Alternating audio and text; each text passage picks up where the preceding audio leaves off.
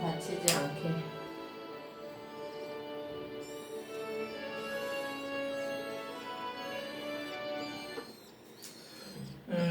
오늘 하나님 말씀은 사무엘상 17장이 되겠습니다. 17장 47절의 말씀을 제가 읽겠습니다. 또 여호와의 구원하심이 칼과 창에 있지 아니하면 이 무리에게 알게 하리라. 전쟁은 여호와께 속한 것인즉 그가 너희를 우리 손에 넘기시리라. 블레셋 사람이 일어나 다윗에게로 마주 가까울 때 다윗이 블레셋 사람을 향하여 빨리 달리며 손을 주머니에 넣어 돌을 가지고 물매로 던져 블레셋 사람의 이마를 치매 돌이 그의 이마에 박히니 땅에 엎드려 지느니라. 이렇게 해서 다윗이 그 블레셋 장군을 골리앗 장군을 쓰러뜨린 돌팔매로 돌려가지고 쓰러뜨린 이런 이야기입니다. 어렸을 때 교회 다니면서 다 들어본 이야기이겠습니다만은 그 당시에 사울 왕이 통치하던 그런 시대였습니다. 때로 말하면 기원전 1000년 이전에 1100년 정도 됐다고 합시다. 그때에 이제 이스라엘의 왕이 백성들이 이스라엘의 왕을 주십시오 이렇게 하니까 하나님께서 그러면은 이 사무엘 선지자를 통해서 사울을 왕으로 삼아라 해가지고 사울 왕이 통치하던 그런 시대였습니다. 그런데 그때는 이 이스라엘과 대적하고 있던 그 밑에 오늘날로 말하면은 팔레스타인 그것을 여기서는 블레셋이라고 하는데 이 블레셋과 다툼이 많았습니다. 그 블레셋의 가장 그 장수로 이름 높은 이 골리앗이라는 사람이 있었습니다. 이 사람은 키가 한 3m가 넘고 2m가 훨씬 넘고 3m 가까이 되고 아주 그 기골이 장대한 사람이었습니다. 그래서 이스라엘 사람은 이 사람을 보면은 바로 그냥 겁에 질려가지고 다 도망가는 이런 인물인데 다윗은 자기 형님들이 싸움터에 나가서 싸우고 있는데 이제 점심을 갖다 주려고 아버지 심부름으로 간 거예요. 갔는데 이제 15, 16세밖에 안 된 그런 목동입니다. 목동. 그 이세라고 하는 아버지의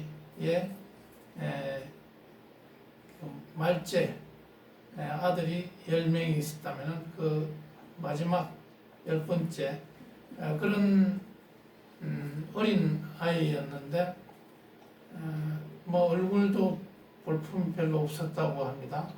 그런 아이였는데 이 식사를 갖다 주려고 이렇게 가보니까 이렇게 이스라엘이 밀리고 있고 적장이 나와가지고 큰 소리를 치고 있는 걸 딱 보고는 이거 아니겠네. 내가 지금 그 베들레헴에서 양치기 목동 생활을 하면서 호랑이도 사자도 내가 쓰러뜨렸던 그런 내 목동 아니냐. 하나님을 의지하면 내가 다 뭐든지 할 수 있다. 이런 생각을 가지고 있는 아주 대담한 어린 청소년이었습니다. 그 전쟁은 여호와께 속했다. 그렇게 담대하게 선포하고 물맷돌로 바로 돌려가지고 적장을 쓰러뜨린 겁니다. 그 영어 성경에서는 뭐라고 하냐면은 The battle is Lord's, 그러니까 is the Lord's. 그러니까 전쟁은 하나님의 것이다. 너의 것이 아니고 바로 너희들의 것이 아니고 하나님의 것이다. 그러니까 전쟁은 여호와께 속한 것이다. 이렇게 담대하게 선포하며 달려갔던 지금부터 3000년 전에 있었던 그런 이야기를 통해서 오늘날 72년 전에 우리의 그 한반도에 전쟁이 일어났던 그 6.25를 한번 또 생각해 보고자 합니다. 6.25를 72번째 맞이하여 오늘 설교 말씀을 드리겠습니다. 오늘 설교 제목은 그러니까 그 전쟁은 여호와께 속하였느니라 하는 그런 설교 제목의 말씀을 드리고자 합니다. 6.25 전쟁은 우리가 제가 왜 이 다윗의 이 선포를 가져왔느냐 하면은 6.25 전쟁은 우리가 질 수밖에 없는 전쟁이었다. 그러니까 다윗과 골리앗의 싸움이었다. 이북의 김일성과 소련의 그런 강력한 그 무기를 가지고 밀고 내려왔을 때 우리는 전쟁 준비가 전혀 안 돼 있는 상황이었습니다. 군대도 정예 부대가 없고 정예 부대라고 할 것도 없고 이북은 탱크가 242대고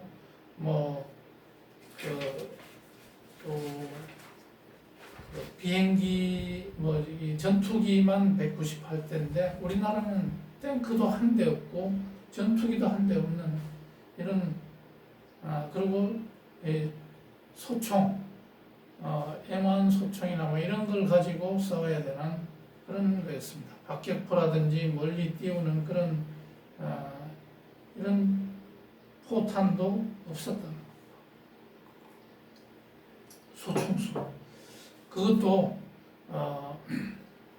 그 6월 달이니까 모내기를 맞이해가지고 그 전쟁 군 지휘부는 한 3분의 1 정도를 전방 사병들을 다 한 분의 1 정도는 그 휴가를 보내서 농사를 돕도록 이렇게 허술하게 하고 있었다. 그 당시에는 이 첩보 활동이 너무 약했다. 그래서 우리는 여러모로 봐서 정신무장이라든지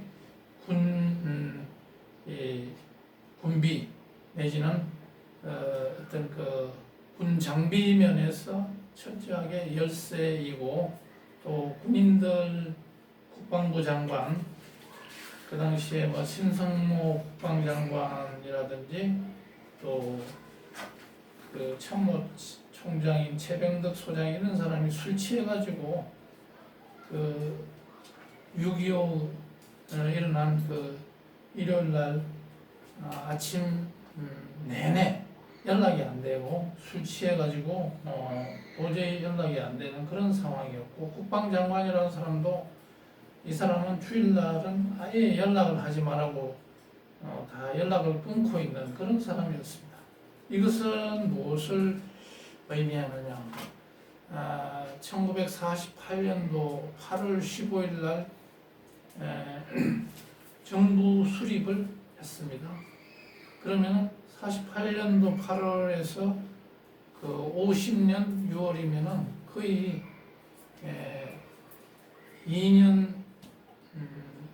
2년이 채 못 돼서 벌써 전쟁이 터진 건데 그 기간 동안에 이 이승만이라는 사람은 대통령이 됐으면서도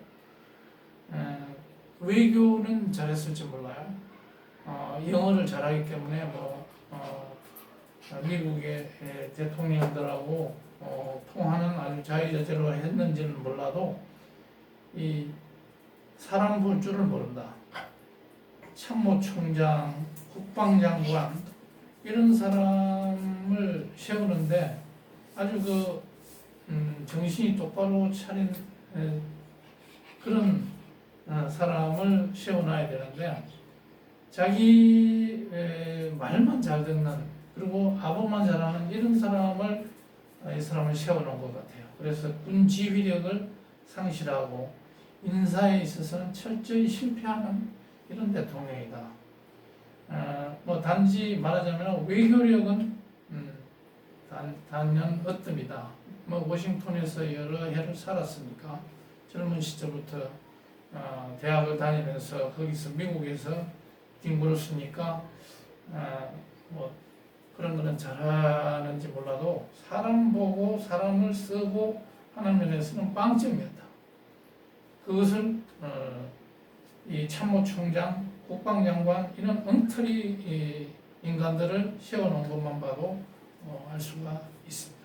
오늘 이승만을 다시 평가하자고 여러 소리들이 많이 일어나지만 이런 잘못된 부분은 반드시 언급이 돼야 되겠다. 근데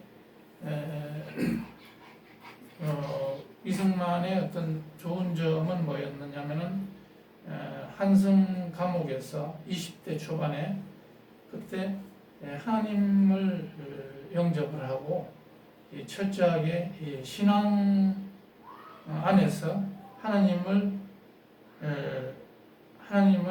마음속에 모시고 생활하면서 그 가운데 자유민주주의를 몸소 실현하려고 하는 이런 정치는 우리나라를 공산화시키지 않고 아주 자유민주주의를 이 백척간두에서 끝까지 지켜냈던 사람인 것만은 분명하다 하는 것입니다. 그래서 제 아무리 나쁜 점, 이승만의 나쁜 점 그런 것들이 있더라도 이 공이 크다. 굉장히 기본적으로 우리나라를 자유민주주의 국가로 국권이 서도록 하는데 기여한 바가 크다. 이렇게 볼 수가 있겠습니다. 그런데 6.25 때 그 상황을 다시 한번 회상을 해보면 어떠냐면 소련제 탱크를 242대나 전 124km, 240km 이 38선 여기서 탱크 242대를 거느리고 12만 북한의 정예화 군인들이 막 쳐내려온 겁니다. 새벽 4시에. 그리고 일본군이 그 만주에서 버리고 간 그런 무기들 그런 것도 이놈들은 가지고 3년 동안 이 전쟁을 한 거죠. 그런데 이 북한군이 전력이 강할 수밖에 없었던 것은 실전적으로 훈련이 된 그런 사람들이었습니다. 모택동의 활로군 출신들 우리나라 사람들이 거기에 모택동 밑에 가서 훈련이 된 그 같이 싸웠던 그 5만 명이라는 그 군인들이 바로 북한으로 그 사람들이 갔습니다. 남한으로 와야 되는데 우리로 말하면 근데 북한으로 가서 이 전쟁의 귀신인 신이라고 할 수 있는 이 5만 명이 북한으로 가서 6.25 남침 때 그 사람들이 앞장서서 내려온 겁니다. 그렇기 때문에 우리는 여러 가지로 무방비된 그냥 멍청하게 총만 겨우 쏠 줄 아는 그런 사람들이 방어를 하고 있으니까 도저히 게임이 안 되는 그런 다윗과 골리앗의 이러한 싸움이었다. 그런데 6.25 승리에 5가지 이유가 있는데 그 5가지 이유는 하나부터 5가지 그 5가지 이외에 뭐 10가지도 더 되겠습니다만은 그것이 전부 하나님이 뒤에서 간섭하시고 우리나라를 자유민주주의 또 시장경제 또 그 안에 철저하게 개신교 이 신자들이 많음으로 인해서 하나님께서는 이 민족을 하나님 나라의 도구로 쓰시기 위해서 철저히 개입하신 그런 흔적들이 있었습니다. 첫째는 뭐냐면 전쟁이 25일 날 터졌으면 우왕좌왕하고 넘어가야 되는데 바로 그날 유엔이 소집이 됐습니다. 바로 트루만 대통령이 직접 유엔을 소집했습니다. 그래가지고 그 안보리 결의를 통해서 유엔 참전을 유도를 했고 참전이 그 소련이 대표가 참석했으면 도저히 거부권을 행사했을 건데 그것도 통과됐고 그 이전에 1948년 12월 달에 우리나라가 유엔에 가입이 됐습니다. 가입이 좌절이 됐을 뻔했는데 프랑스에서 그 유엔 회의에서 우리나라가 기적적으로 유엔에 가입이 됐습니다. 북한은 가입이 안 됐죠. 그러니까 우리나라는 그러한 유엔의 도움을 얻을 수가 있었던 것이다. 이것이 바로 하나님의 그런 배후의 간섭하심이 있었다는 것이고 또 북한이 내려왔는데 아무런 우리 배경이 없이 준비가 없이 내려왔는데 의정부에서 한 이틀을 머뭇머뭇하면서 3일째 서울을 장악했다. 바로 첫날 그날 25일 날 바로 서울로 올 수 있었는데 그게 시간이 좀 걸렸다. 그 다음에 서울에 와서도 한 3일간 고송을 하고 또 이 한강다리를 끊었기 때문에 그 폐장병 우리 국군 폐장병들이 이 한강선을 지켜냈습니다. 그것이 한 3일 정도 된다. 그래서 미군이 유엔군이 참여할 수 있는 그러한 시간을 벌였다. 그러니까 9월 15일에 가서 인천 상륙작전이 있었던 겁니다. 그러니까 그 기간 동안 주거니 받거니 하면서 낙동강 전선, 그 경북 영천에서 진해까지 이 낙동강 전선을 지키면서 9월 15일까지 그 7월 초부터 9월 15일까지 거의 한 2달을 거기서 지켜낸 겁니다. 8월, 9월. 그러니까 이때는 우리 강산이 유린되고도 남을 만큼 엄청난 피해를 입으면서 정말 죽을 힘을 다해서 지킨 겁니다. 낙동강 방어선을 지키고 이것은 거의 사는 게 아닌 만큼 그런 2개월이 지나고 나서 바로 메가드가 인천 상륙작전을 성공시켰다. 이것도 확률이 5,000분의 1밖에 안 되는 그런 아주 희박한 정말 성공하기 어려운 그런 작전인데 이것을 성공리에 수행하게 됐다. 이것도 하나님의 보호가 있습니다. 그리고 또 전쟁 나기 2개월 전에 우리나라가 토지 개혁을 했습니다. 조봉암이라는 그 농림장관을 통해서 이승만이 장관을 임명해가지고 이 북한은 토지 개혁을 먼저 미리 해놨죠. 그런데 우리나라는 토지 개혁을 그때 빨리 시행을 해가지고 농민들이 소장농들이 자기 땅을 가지게 된 겁니다. 그렇기 때문에 인민군들이 내려와서 우리가 너희들을 해방하겠다 그런 말을 해도 먹혀들지가 않은 겁니다. 왜냐하면 우리는 우리 국가로부터 땅을 받았는데 더 이상 뭐 북한이 와서 뭐 우리를 해방해주고 말고 그럴 필요가 없는 상황이 된 겁니다. 그렇기 때문에 전쟁을 이길 수 있었던 기반이 된 겁니다. 이런 것들 수도 없이 이 우리나라가 공산화될 수밖에 없는 이런 상황 속에서도 우리 국민들이 그것을 헤쳐나오게 됐다.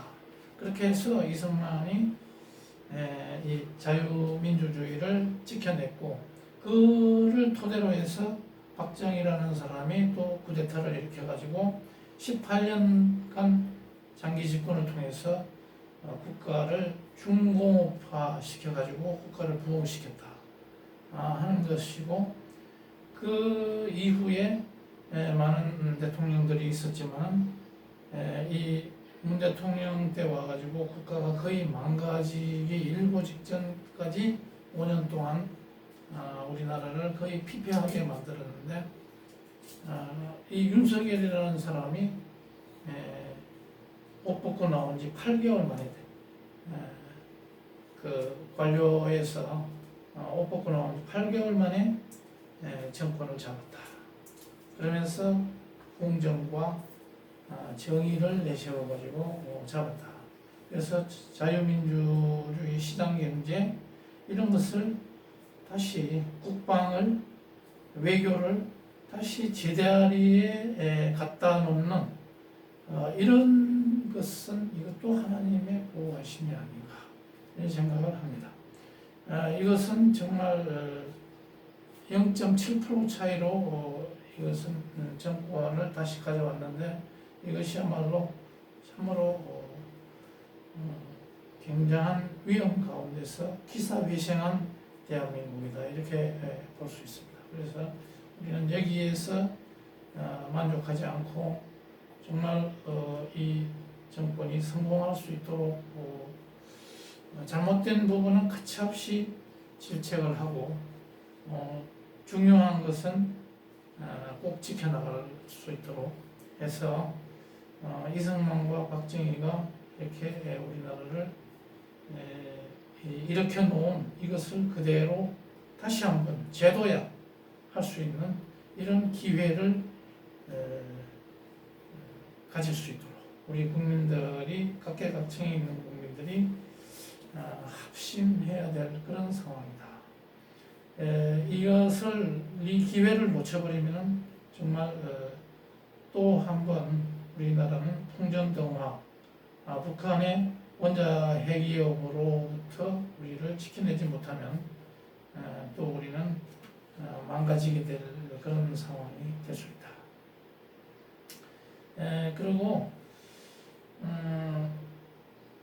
이런 여러 6.25에서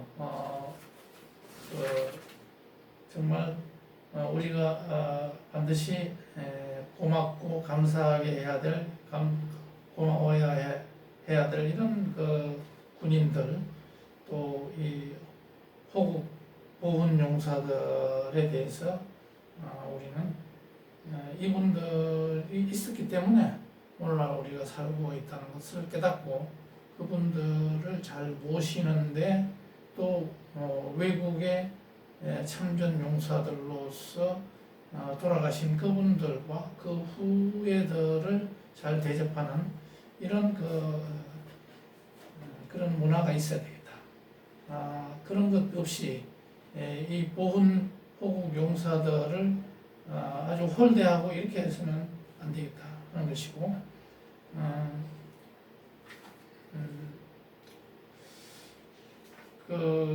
오늘날 우리가 이것을 통해서 생각해 볼 것은 작년부터 올 초인가요?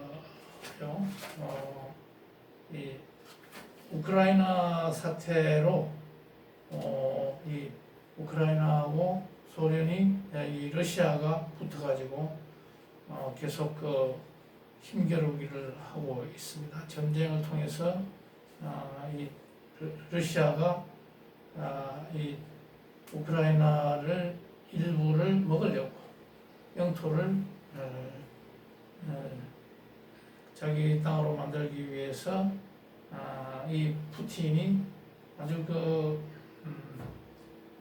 한 일주일 이내에 모든 것을 끝내려고 뭐 이렇게 했는데 뜻대로 되지 않고 젤렌스키를 만나가지고 지금 고전을 하고 있습니다만 이 상황이 우리나라의 그 당시에 6.25 전쟁 때의 상황하고 약간 비슷한 점이 있습니다. 뭐냐면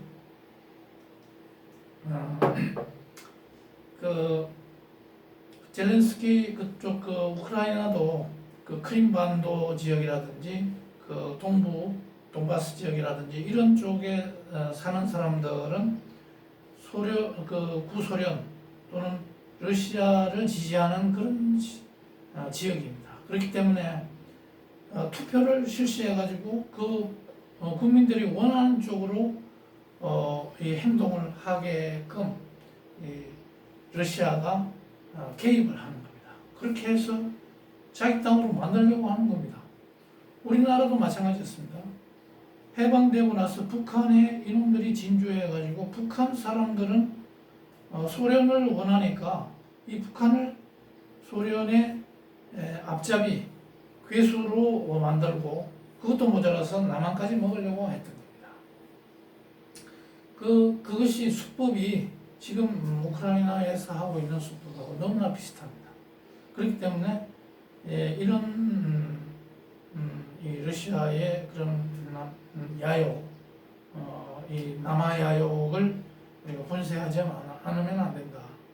그런데 러시아가 이렇게 하는 것은 전 세계적으로 봉쇄가 되어 있습니다.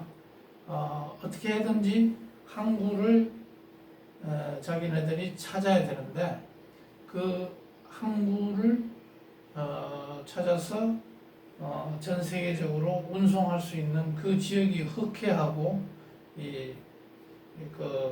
아시아 쪽에는 이 북한 쪽으로 내려오든지 이렇게 해야 됩니다. 그러니까 나머지 지역은 대부분이 막혀 있는 이런 것이기 때문에 국가가 팽창하기 위해서 또 무역을 하기 위해서 자기네들이 필요한 이런 항구를 확보하기 위해서 이렇게 루트를 확보하기 위해서 침입을 하고 있었던 겁니다. 그것은 지금도 계속되고 있는데 이러한 전략을 소련의 전략의 일환으로서 공산화 계획의 또 일환으로서 러시아가 구소련이 김일성하고 합작을 해서 전쟁을 준비해 왔던 것이다. 그런데 그 당시에 어떻게 했습니까? 바로 전쟁 나기 6개월 전에 벌써 애치선이라는 국방장관이 미국의 그 방위선에서 한반도는 제외된다 그런 연설을 자꾸 하고 돌아다녔고 또 미국이 전쟁 나기 딱 1년 전에 벌써 한국을 버리고 미군이 완전 철수를 했습니다. 미 고문단 500명만 남겨놔두고 완전히 철수를 했기 때문에 우리나라는 그냥 고립무원이고 정말 이 도와줄 사람이 없는 가운데 우리 자력으로 할 수 없는 이런 정말 어린 나이 상태 이런 다윗과 골리앗 북한이 다윗 골리앗이라면 우리는 다윗과 같은 이런 어떤 말이 안 되는 이런 싸움의 대결 상황이었다. 그런데도 불구하고 적화 통일이 안 된 이유는 하나님께서 우리 민족을 쓰시기 위해서 도와주셨다 하는 것을 곳곳에서 알 수가 있겠습니다. 6월 28일이 돼가지고 또 6일간 이후 6일간 한강을 방어하는 우리 폐잔병들이 모여가지고 방어를 하고 7월 5일 날 드디어 미군이 참전했다. 그리고 이것은 참 굉장히 중요한 의미를 갖고 그렇게 했던 겁니다. 이런 어떤 기적적인 회생을 통해서 공산화가 되지 않고 여기까지 왔습니다.